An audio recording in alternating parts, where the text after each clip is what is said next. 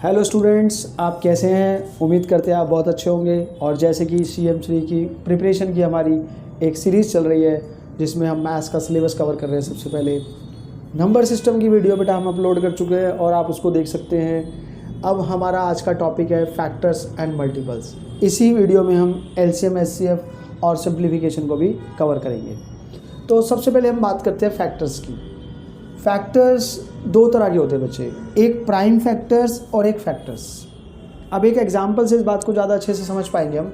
जैसे हमने यहाँ 20 लिया है, 20 के सबसे पहले आप फैक्टर्स कर लीजिए। फैक्टर करेंगे तो हर फैक्टर उसका आप देखिए, अगर प्राइम फैक्टर है जैसे कि 2 × 2 × 5, तो इन फैक्टर्स को हम प्राइम फैक्टर्स बोलते हैं। कोई आपसे पूछे कि 20 के प्राइम फैक्टर्स क्या हैं, तो आपका जवाब होगा 2 और 5। लेकिन कोई पूछे 20 के फैक्टर्स क्या है, तो फैक्टर्स का मतलब है ऐसे नंबर जिनकी टेबल में 20 आता है। तो आप देख सकते हैं 1 की टेबल में तो सारे नंबर ही आते हैं। उसके बाद 2, 4, 5, 10 और 20। कोई भी नंबर अपना फैक्टर ज़रूर होता है और 1 भी जो है वो उसका एक फैक्टर रहता है। तो ये हमने फ़र्क सीखा कि प्राइम फैक्टर्स और फैक्टर्स में क्या डिफरेंस होता है। अब हम देखते हैं मल्टीपल्स क्या होते हैं। मल्टीपल्स बहुत सिंपल चीज़ है। जैसे 20 के कोई मल्टीपल्स पूछता है तो 20 की जो टेबल है 20, 40, 60, 80 सो ऑन, ये सारे के सारे 20 के मल्टीपल्स कहलाएंगे।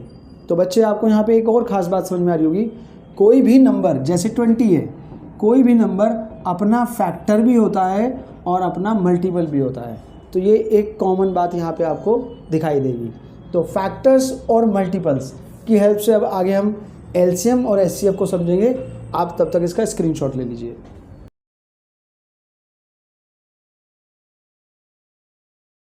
हेलो फ्रेंड्स, अब हम स्टार्ट करेंगे LCM HCF। जैसे अभी हमने देखा फैक्टर मल्टीपल्स को हमने कवर किया है। अब फैक्टर्स और मल्टीपल्स का यूज़ हम LCM और HCF को समझने में करते हैं। सबसे पहले हम समझते हैं LCM क्या होता है। LCM की फुल फॉर्म होती है लीस्ट कॉमन मल्टीपल। अब मल्टीपल हमने भी पढ़ा था कि वो नंबर्स जो किसी नंबर की टेबल में आते हैं। तो इसका मतलब अगर मैं 10, 15, 20 का LCM निकालना चाहता हूँ तो मैं किसी ऐसे नंबर की बात कर रहा हूँ जो इसकी टेबल में आएंगे, क्योंकि इनके मल्टीपल होगा वो नंबर, तो इनकी टेबल में आएगा। लेकिन इनकी टेबल में तो बहुत सारे नंबर आएंगे। तो यहाँ पर जो वर्ड हम यूज़ कर रहे हैं लीस्ट, ये हमारे काम का वर्ड है। लीस्ट कॉमन मल्टीपल का मतलब है सबसे छोटा पहला नंबर ऐसा हमें कौन सा मिलेगा जो हमें इसमें इनकी टेबल में मिलने वाला है। तो हमने क्या करना है, LCM निकालने का एक बड़ा अच्छा प्रोसेस है, छोटी क्लासों में हमने पढ़ा भी हुआ है। 10, 15, 20 तीनों नंबर्स को लिख लेंगे एक साथ जिनका LCM हम निकाल रहे हैं, और प्राइम नंबर से धीरे धीरे हम इनको डिवाइड करना स्टार्ट करते हैं। स्मॉलेस्ट प्राइम नंबर से चलेंगे, पहले 2 से, फिर 3 से, या डिवीज़न आपको यहाँ मैंने दिखा रखी है। और फिर इन सब का हम जितने भी हमारे पास यहाँ पे नंबर्स आ रहे हैं इनका प्रोडक्ट कर देंगे तो हमें मिल जाएगा LCM। 10, 15, 20 का LCM होता है 60। तो इसका मतलब है कि ये सबसे पहला छोटा ऐसा नंबर मिल रहा है बच्चे जो हमें इनकी टेबल में मिलने वाला है। तो आई थिंक आपको LCM समझ में आ गया होगा। अब उसके बाद है HCF क्या है, हाईएस्ट कॉमन फैक्टर। अब फैक्टर हमें पता है कि फैक्टर जो होंगे वो ऐसा नंबर होगा, जैसे हमें 10, 15 और 20 इनके फैक्टर्स निकालने हैं। मुझे यहाँ पे अगेन 10, 15, 20 के मैं फैक्टर्स की बात करने वाला हूँ। तो मुझे पहले 10 के, 15 के और 20 के मैं प्राइम फैक्टर्स निकाल लूँगा, जो कि अभी हमने सीखा है रिसेंटली कि फैक्टर और प्राइम फैक्टर्स हम कैसे निकालते हैं। इनके प्राइम फैक्टर्स को निकालने के बाद मैं देखूँगा कि इनमें कौन सा फैक्टर ऐसा है जो कॉमन है, जो तीनों कंटेन कर रहे हैं। तो मेरे पास मुझे मिला कि जो 5 है वो एक ऐसा फैक्टर है जो तीनों में आ रहा है। तो 5 इनका क्या हो जाएगा, हाईएस्ट कॉमन फैक्टर। हाईएस्ट मतलब सबसे बड़ा ऐसा फैक्टर जो इन तीनों में कॉमन है। 5 से बड़ा कोई भी फैक्टर आपको यहाँ पे कॉमन नहीं मिलेगा। और LCM का मतलब क्या था, इनकी टेबल में आने वाला सबसे छोटा पहला नंबर। तो आई थिंक आपको LCM और HCF समझ में आ गया होगा। एक और बात बताता हूँ मैं आपको, बहुत काम की। किसी भी नंबर्स का जो LCM होता है और जो HCF होता है, HCF हमेशा LCM को कम्प्लीटली डिवाइड करेगा और हमेशा उससे छोटा होगा। बराबर हो सकता है लेकिन बड़ा नहीं हो सकता। LCM हमेशा नंबर से जितने भी हमारे पास नंबर्स हैं एलसीएम उनसे बड़ा होता है या बड़े नंबर के बराबर हो सकता है, लेकिन छोटा कभी नहीं होगा। एचसीएफ जो है वो हमारे नंबर्स में जो है वो छोटा होगा, सारे नंबरों से बड़ा एचसीएफ कभी नहीं आ सकता। तो आई थिंक आपको समझ में आ गई होगी ये बात। इसका स्क्रीनशॉट ले लीजिए बच्चे। ठीक है बच्चे, अब एलसीएम एचसीएफ में मैं आपको दो छोटी छोटी बातें और बता दूं और दो एग्जांपल दिखा दूं। अगर मान लो आपके पास दो प्राइम नंबर्स हैं और उनका एचसीएफ और एलसीएम निकालना है, तो प्राइम नंबर का एक एग्जांपल लो, जैसे 3 और 5, ये दोनों प्राइम नंबर होते हैं, इन दोनों में कुछ भी कॉमन नहीं है, तो प्राइम नंबर्स का एचसीएफ हमेशा आपको जो दिखेगा वो 1 आएगा। लेकिन एलसीएम क्या है इनका एलसीएम लोगे तो आप इन दोनों का प्रोडक्ट कर दोगे तो आपको 15 मिलेगा। तो प्राइम नंबर्स का जो एलसीएम होता है वो उनका प्रोडक्ट होता है, एचसीएफ हमेशा 1 होता है। तो अगर पी एंड क्यू दो प्राइम नंबर है तो इसका एचसीएफ हमेशा क्या होगा, ऑलवेज 1, क्योंकि कॉमन फैक्टर इनमें हमेशा सिर्फ 1 होता है। और एलसीएम इनका हमेशा जो मिलेगा वो आपको इनका प्रोडक्ट मिलेगा पी इंटू क्यू। तो इस टाइप का क्वेश्चन आपसे पूछा जा सकता है, इसलिए मैंने सोचा आपको बता दूं। एक अगर वेरिएबल्स में एचसीएफ एलसीएम पूछा जाए, कांस्टेंट्स में तो आप बड़े आराम से निकाल लेते हो बेटा, अभी पीछे हमने सीखा भी। अगर इसमें आपसे एचसीएफ और एलसीएम पूछा जा रहा है तो आपको करना क्या है, आप देखो कि इसमें एक्स वाला वेरिएबल लिख लो और वाई लिख लो।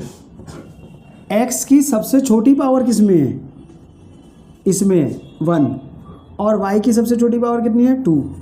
तो ये आपका एचसीएफ हो जाएगा, यानी कि एक्स और वाई की सबसे छोटी पावर जो ली जाती है वो आपका एचसीएफ हो जाता है। और एलसीएम में आप जो है इनकी हाईएस्ट पावर कंटेन करते हो, जैसे एक्स की 7 और वाई की 8। इस तरह से आप वेरिएबल वाले नंबर्स का भी एचसीएफ एलसीएम निकाल सकते हो। और कुछ बेटा इनकी वर्ड प्रॉब्लम्स होती हैं, तो जैसे हम आगे प्रॉब्लम्स डिस्कस करेंगे तो उसमें हम वर्ड प्रॉब्लम्स की भी बात करेंगे जब हम इनके सम्स देंगे आपको। तो अभी आप फिलहाल इनका स्क्रीनशॉट ले लीजिए।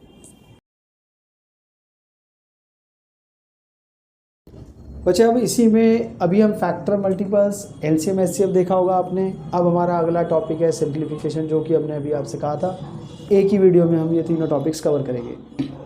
सिंप्लीफिकेशन जो टॉपिक रहता है बच्चे, इसका कोई क्वेश्चन इतना स्पेसिफिक फिक्स नहीं रहता है, क्योंकि इसके अंदर आइडेंटिटीज़ लगती हैं और एक्सपोनेंट एंड पावर्स के कुछ रूल लगते हैं और स्क्वायर रूट क्यूब रूट के भी रूल्स लगते हैं, लेकिन वो 9th ऑनवर्ड है तो आपके सिलेबस में वो यहाँ पे कवर नहीं हो रहे हैं और ना ही हमने उनकी बात की है।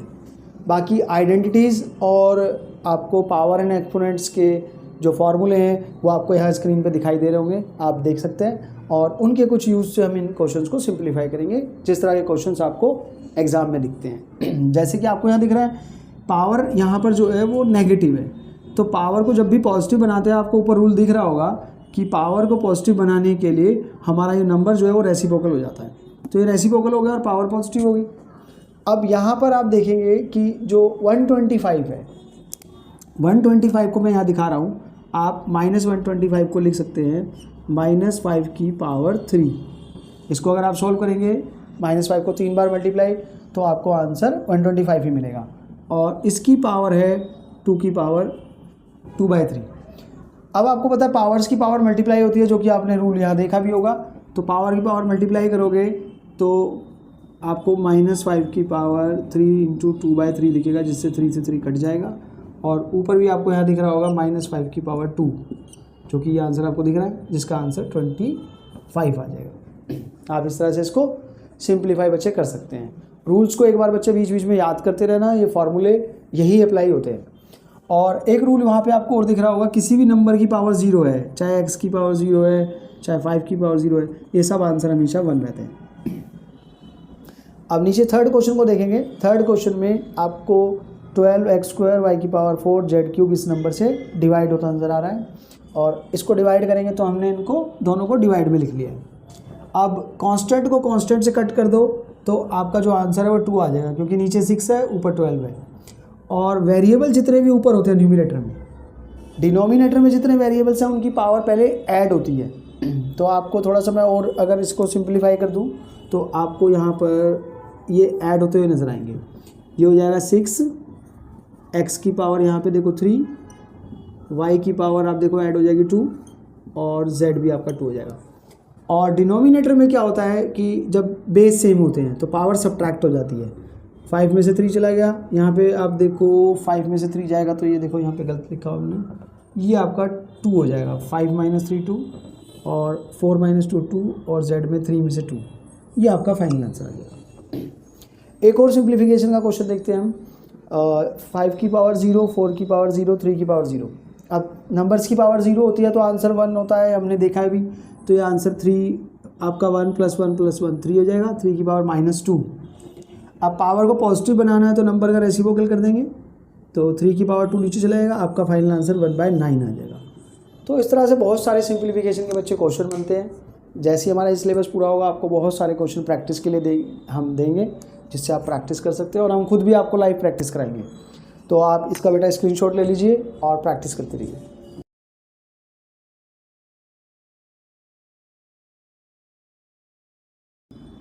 ठीक है बच्चे, आपने देखा होगा कि हमने अभी जो चैप्टर्स कवर करे हैं वो factor multiples, LCM HCF and simplification और नंबर सिस्टम की वीडियो हम पहले बना चुके थे। तो आपके यहाँ पे 4 चैप्टर कवर हो गया बच्चे, इनकी प्रैक्टिस करते रहिए और बहुत जल्दी हम आपको फ्रैक्शन एंड डेसिमल्स के ऊपर भी एक वीडियो देंगे। Thank you and have a nice day.